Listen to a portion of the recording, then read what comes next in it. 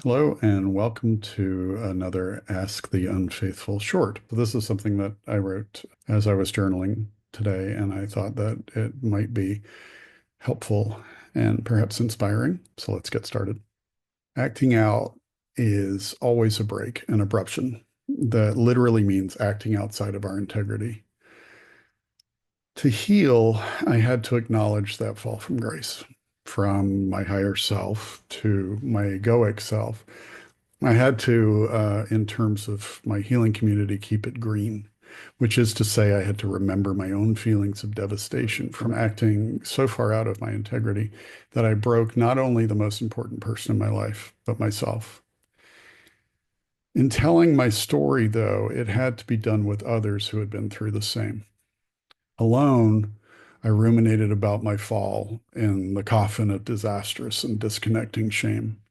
Sharing the story of the journey of my descent with people who know, those who became my tribe, was to have my story held safe and sacred in a crucible of love and hope that allowed me to transform the pain that started my separation from myself.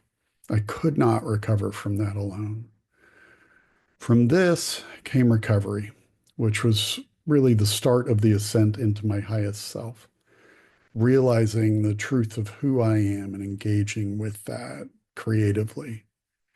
Recovery isn't just to stop the acting out behaviors, it's about recovering our identity and attaining true empowerment, freeing us from the enslavement of our souls to fantasy.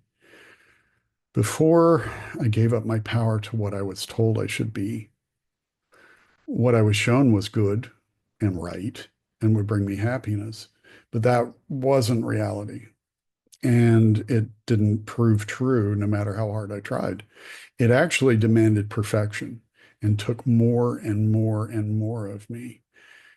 And this happens for all of us. The demands of perfection steal our life force until we're left with nothing to fuel us. Like Icarus, we thought ourselves divine and flew too close to the sun, losing our wings and plummeting to earth, or we never got off the ground, weighted down by our own expectation of ourselves.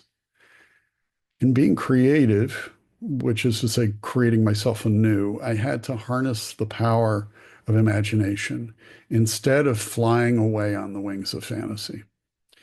I found that it is not an intense high where I was carried on the wings of flight, soaring away from the work.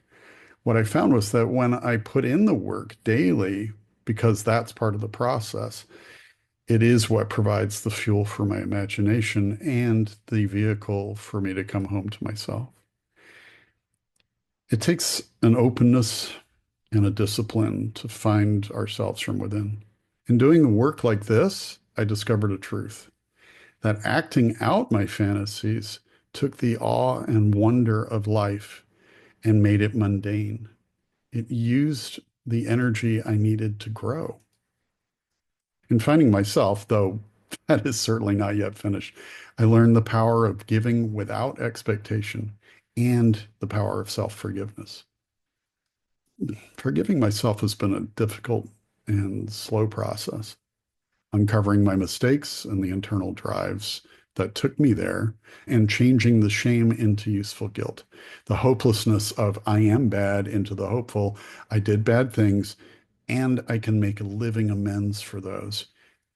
In taking responsibility for what I'd done and being accountable during my own rise out of my devastating behaviors, I was able to accept the fears of an unknown future and to embrace the present moment.